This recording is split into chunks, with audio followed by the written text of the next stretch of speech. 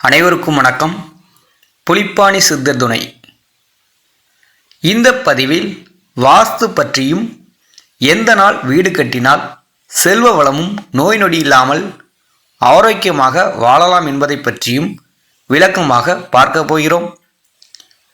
நீங்கள் புதிதாக வீடு கட்டுவோராக இருந்தால் இந்த பதிவு உங்களுக்கு உபயோகமாக இருக்கும்.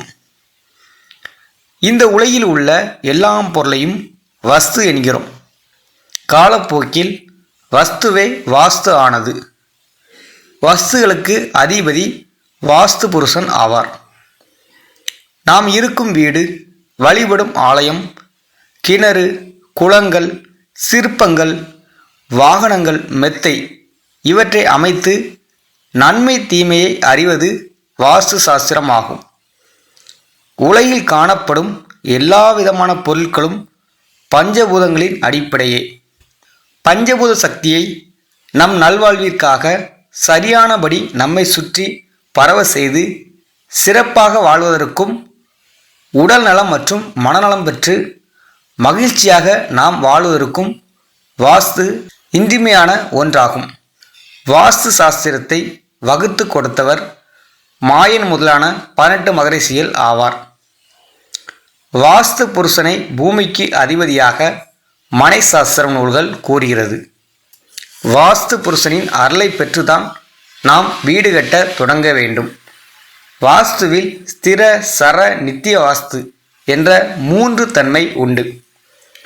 நீங்கள் புதிதாக வீடு கட்டுவோராக இருந்தால் சித்திரை, வைகாசி, ஆடி, ஆவணி, ஐப்பசி, கார்த்திகை, தை, மாசி இந்த 8 மாதங்களில் கிரக ஆரம்பம் செய்வது மிகவும் நல்லது. மேலே கொடுக்கப்பட்டுள்ள அட்டவணையை பாருங்கள். சித்திரை 10ஆம் தேதி காலை 8 மணி முதல் 9:30 மணி வரை. வைகாசி மாதம் 21ஆம் தேதி காலை 9 மணி 12 நிமிடம் முதல் 10 மணி 42 நிமிடம் வரை.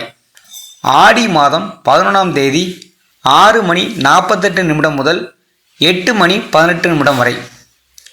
ஆவணி மாதம் 6ஆம் தேதி 2 மணி 24 நிமிடம் முதல் 3 மணி 54 நிமிடம் வரை. ஐப்பசி மாதம் 11ஆம் தேதி 6 மணி 48 நிமிடம் முதல் 8 மணி 18 நிமிடம் வரை. கார்த்திகை 8ஆம் தேதி காலை 10 மணி முதல் 11:30 மணி வரை.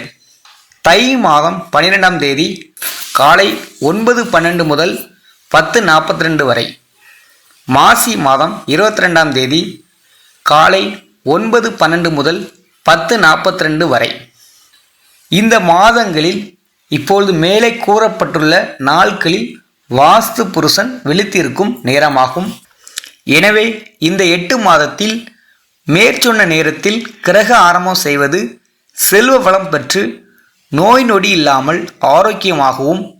எனவே இந்த 8 மாதத்தில் மேற்சொன்ன நேரத்தில் கிரக ஆரம்பம் செய்வது செல்வ வளம் பெற்று நோய் நொடி இல்லாமல் ஆரோக்கியமாகவும் வீடு கட்டி முடியும் வரை எந்த ஒரு இடையூறும் ஏற்படாமல் மற்றும் பணவிரயம் ஏற்படாமல் இருக்கும். இந்த 8 மாதங்களில் இந்த நேரமே வீடு கட்ட உகந்தது. அடுத்து ஆனி, புரட்டாசி, மார்கழி, பங்குனி இந்த 4 மாதங்களில் வாஸ்து புருஷன் தூங்கும் நாள். இந்த மாதங்களில் வாஸ்து புருஷன் எழும்ப மாட்டார். வாஸ்து புருஷன் எழுந்திருக்காத இந்த 4 மாதங்களான ஆனி, புரட்டாசி, மார்கழி, பங்குனி மாதங்களில் வீடு கட்டுவதற்கு நாள் செய்யக்கூடாது. அதையும் மீறி கிரக ஆரம்பம் செய்தால் பண விரயமும் நோயும் உண்டாகும். வீட்டை கட்டுவோர்களுக்கு விபத்து ஏற்படவும் வாய்ப்புள்ளது. உடல் நலத்தை கெடுக்கும். எனவே வீடு கட்ட நாள் செய்ய இந்த 4 மாதத்தை கண்டிப்பாக தவிர்ப்பது நல்லது. இனி வீடு கட்ட நாள் செய்ய எந்த நேரம் உகந்தது என பார்ப்போம். மேற்சொன்ன 8 மாதங்களில் வாஸ்து புருஷன் விழித்திருக்கும் நேரத்தை நான் ஏற்கனவே கூறியுள்ளேன். அந்த நேரத்தில் வீடு கட்ட நாள் செய்யலாம். எனினும் நான் இப்பொழுது திரையில் ஒரு நேரத்தை காண்பித்துள்ளேன். இந்த நேரத்தில் நீங்கள் வீடு கட்டினால் 100% வாஸ்து பகவானின் அருள் உங்களுக்கு கிடைக்கும். இதுவே 100% உகந்தது. இந்த மேலே கொடுக்கப்பட்டுள்ள இந்த நேரத்தில் கிரக ஆரம்பம் செய்ய வேறு எந்த சாஸ்திரமும் பார்க்க வேண்டிய அவசியம் கிடையாது. இந்த வாஸ்து நேரமானது கிரக ஆரம்பம் செய்வதற்கான நேரம். எனவே இந்த தேதிகள் எந்த நாளில் வந்தாலும் இந்த நேரத்தில் கிரக ஆரம்பம் செய்யலாம். இதுவே 100% நன்மை அளிக்கக்கூடிய நாள். இந்த நேரத்தில் வாஸ்து பகவானின் அருள் உங்களுக்கு 100% கிடைக்கும். சரி, இந்த மேற்சொன்ன நேரத்தில் வீட்டிற்கு நாள் செய்தால் நமக்கு கிடைக்கும் நன்மை பற்றி பார்ப்போம். வாஸ்து நேரத்தில் கிரக ஆரம்பம் செய்வதனால் வீடு கட்டி முடிக்கும் வரை எந்த பிரச்சனையும் ஏற்படாது, வீண் விரயம் ஆகாது. இடத்தின் உரிமையாளருக்கு எந்த விபத்து ஆரோக்கிய கோளாறும் ஏற்படாது. வீடு கட்டி முடித்த பிறகு செல்வ வளம் பெருகும். நன்றி. இனி வரும் நாளில் வீட்டின் அமைப்பு பற்றி, இந்த வாஸ்துவை பற்றி தெளிவாக பார்ப்போம். நன்றி, வணக்கம்.